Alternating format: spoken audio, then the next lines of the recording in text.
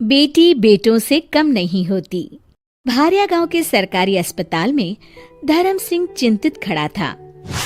अम्मा, मुझे बेटा ही होगा ना?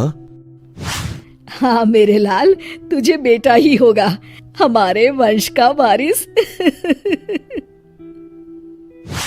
मुबारक हो, आपको जुड़वा बच्चे हुए हैं। क्या? दो लड़के?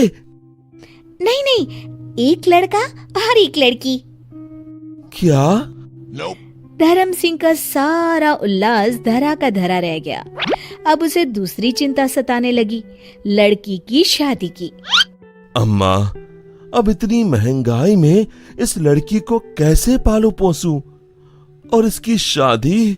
बाप रे बाप। आपकी पत्नी आपको अंदर बुला रही है। कमरे के अंदर पद्मा के बगल में 2 बच्चे थे। देखिए जी, दोनों आप पर ही गए हैं। अब लड़का कौन सा है? ये रहा। धर्म सिंह ने अपने बेटे को उठाया और उसे चूमने लगा।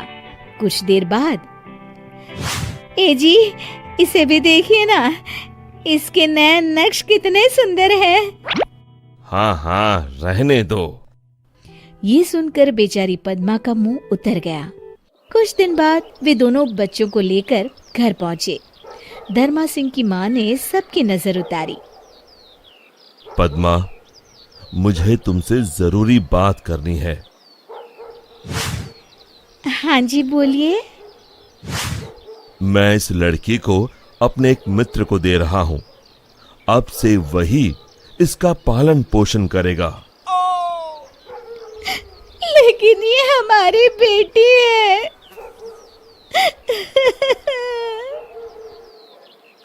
मैं जानता हूं, लेकिन मेरी बात समझने की कोशिश करो पद्मा।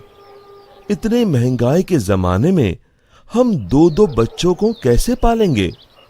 ऊपर से ये लड़की है, इसकी शादी ब्याह का खर्चा कहां से लाएंगे? मेरा जो मित्र है, उसकी कोई संतान नहीं है।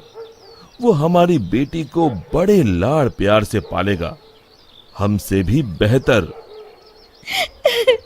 आप जब इतने बड़े परिवार को पाल सकते हैं, तो क्या आप इस नन्ही की जान को नहीं पाल सकते? पद्मा, मेरी बात समझो।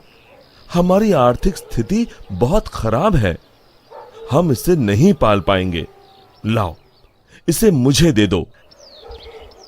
पद्मा अपनी बेटी को पकड़कर रोती रही और फिर धर्म सिंह के ज्यादा जिद पर उसने रोते हुए अपनी बेटी को धर्म सिंह के हवाले कर दी। धर्म सिंह ने अपनी बेटी अपने दोस्त की पत्नी को दे दी, जो बच्ची को पाकर फूले ना समाई। यह धर्म सिंह अपने बेटे को लाड़ करने लगा। धर्म सिंह अपने बेटे को चलना सिखा रहा था। ये देख पद्मा अपनी बेटी का सोचकर रोने लगी।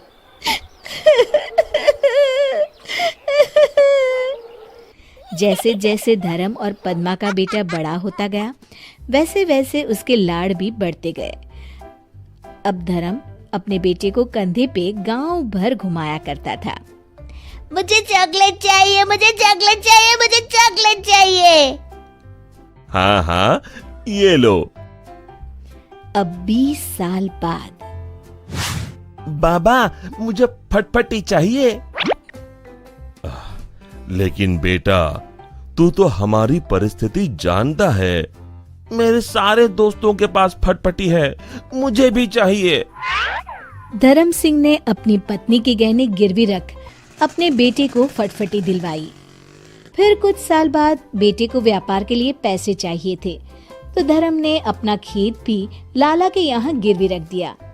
धर्म ने अपने बेटे के लिए गांव में एक किराने की दुकान खोल दी, जिससे अब उसका बेटा कुछ न कुछ कमा ही लेता था। और फिर बड़े धूमधाम से उसकी शादी भी करवाई। लेकिन ब्याह के बाद लाड साहब के तेवर और भी बदल गए। धर्म का बेटा हमेशा उससे झगड़ता रहता। बाबा, मैंने कहा था आपसे कि मेरे ससुराल वालों को ताने मत मारा करो, लेकिन आपको कहाँ मेरी बात सुननी है।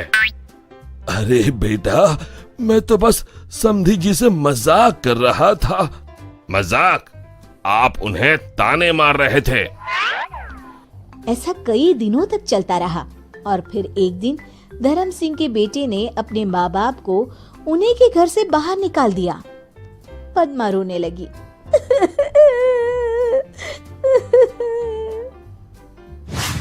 अरे बेटा, ये तू क्या कर रहा है? मैंने सोचा था तू मेरे बुढ़ापे का सहारा बनेगा। बेटा मेहनत करे और आप आराम से ठाट से रोटी तोड़े, ऊपर से दिन भर खिटखिट। मैं काम करूं या आपकी खिटखिट सुनते रहूं? जाइए जाइए, अपना रोना कहीं और रोइए। बेटे की ऐसी कटाक्ष भरी बातें सुनकर धर्म सिंह पूरी तरह से टूट गया। पद्मा ने उसे उठाया और वो दोनों रोते रोते वहां से चले गए। दोनों चलकर एक मंदिर के पास पहुंचे।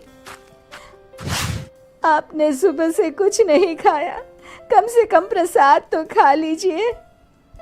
दोनों प्रसाद खाने के लिए प्रांगण में बैठे और वहां पर एक बूढ़ी औरत प्रसाद परोसने आई। भाई साहब, आप? धर्म ने उस औरत की ओर देखा। भाई साहब, मैं आपके दोस्त रवि की पत्नी हूँ। आपको याद होगा कि 25 साल पहले आपने अपनी बेटी मुझे दी थी। वो देखिए आपकी बेटी खुशी, आज वो एक डॉक्टर है और साथ ही साथ एक वृद्धाश्रम भी चलाती है। बड़ी ही नेक है आपकी बेटी।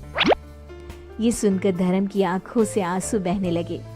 पद्मा ने अपनी बेटी को रोते हुए गले लगा लिया और फिर पद्मा ने उनके साथ हुई सारी घटना बताई। माँ, पापा, आप लोग मुझे वापस मिल गए, मुझे सारी दुनिया मिल गई और मुझे कुछ नहीं चाहिए। आज से आप मेरे साथ मेरे ही घर में रहेंगी।